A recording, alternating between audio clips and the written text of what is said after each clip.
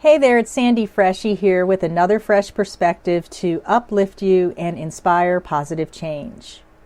So in the last segment, we talked about the challenge of setting goals when you're in the midst of big life changes. We talked about the SMART, S-M-A-R-T model of goal setting and why this linear model can actually paralyze your progress when you're responding to the callings of your soul. And I suggested that one thing that you can extract from the SMART goal setting model, which will assist you in your life change, is to examine whether the changes you desire are relevant to your life's vision and values. But even your values and vision, when you're on the path of deep change and transformation, may shift during this process where you're excavating your true nature.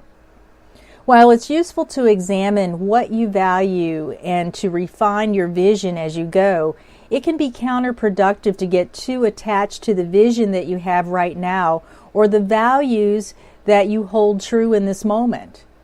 You're on a path of self-discovery, and part of the discovery process is to allow yourself to become aware of what you may be holding on to that really isn't yours.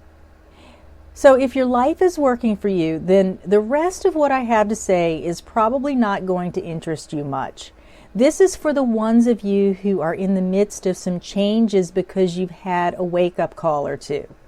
And you probably know what those wake-up calls are, but just in case you're not sure, just look at what you're struggling with right now that's creating a desire for you to change. It could be relationship stagnation, a career crisis, health issues, or whatever is making you yearn for more and easier or better in your life. Deep inside you, you have your own inner coordinates for opening to your life in a new way. This new way of being with yourself is actually the change that you seek. Ultimately, this new, more authentic way of being leads you to sit back and enjoy the ride of your life without feeling like you need to second guess your every move. It's about the freedom to be a more accurate expression of yourself, regardless of how you were raised, what your family says, and what those voices in your head say about how you should be. It's not about the career or the relationship. And your health, well, that's in great part a reflection of what's going on inside. Your desire for change is the desire to know you and to be you in all of your uniqueness and glory. And this is the only place that you can be to fully experience and live out your life's purpose and the joy that you're here to have.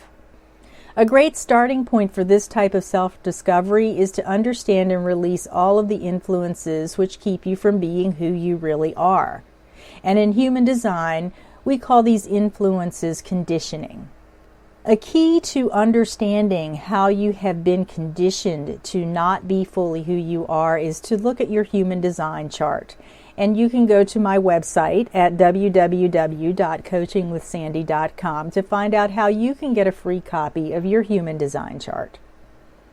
So when you look at a copy of your human design chart, you will see that there are areas in your chart that are colored in and areas that are white.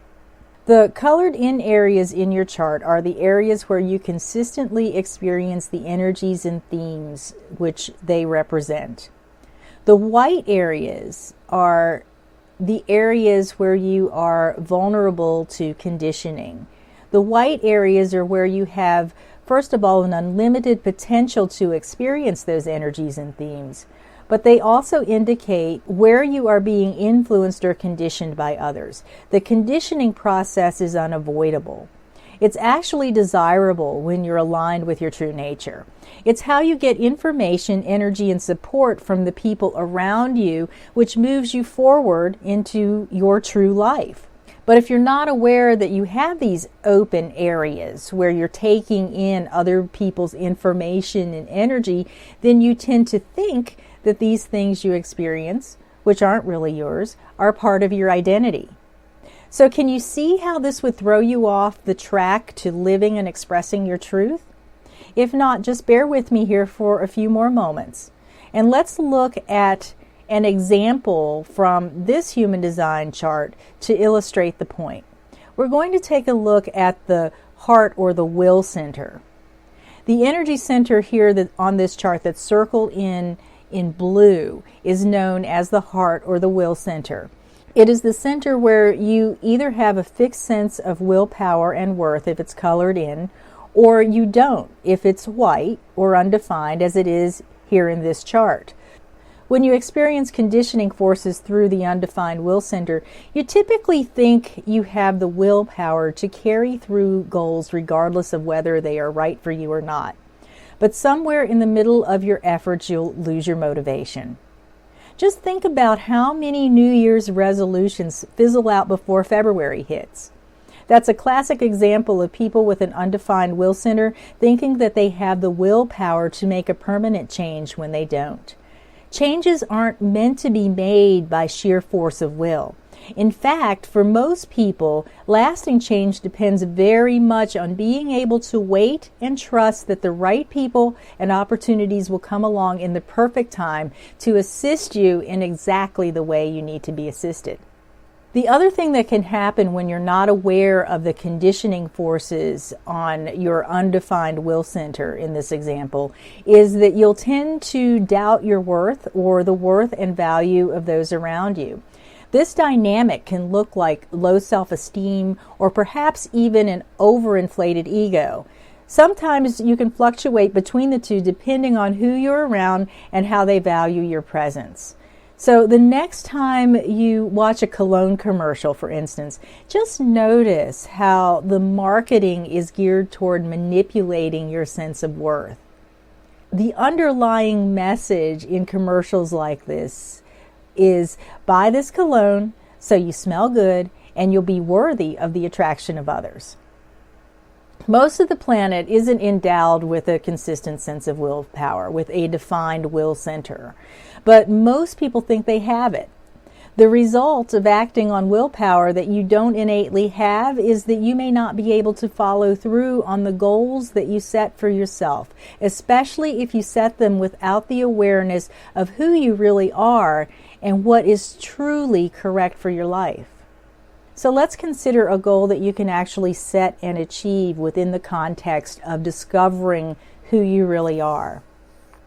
When you embark upon the self-discovery process of cultivating awareness by exploring your human design, for instance, you begin the 7-year process of deconditioning. This means that your experimentation with your human design strategy and your inner decision-making process will naturally lead you into the awareness which helps you cultivate the most authentic expression of your life experience. And over the course of 7 years, as you align more and more fully with yourself, your true self, your cells will reflect the chemistry that supports your optimal state of being. So what if you set this one goal for yourself, which will ultimately lead you to the deep changes you desire? What if you set out in the next 7 years to be living a life which expresses the truth of your soul's deepest desires? You're invited to get started with achieving this goal by having your first human design reading.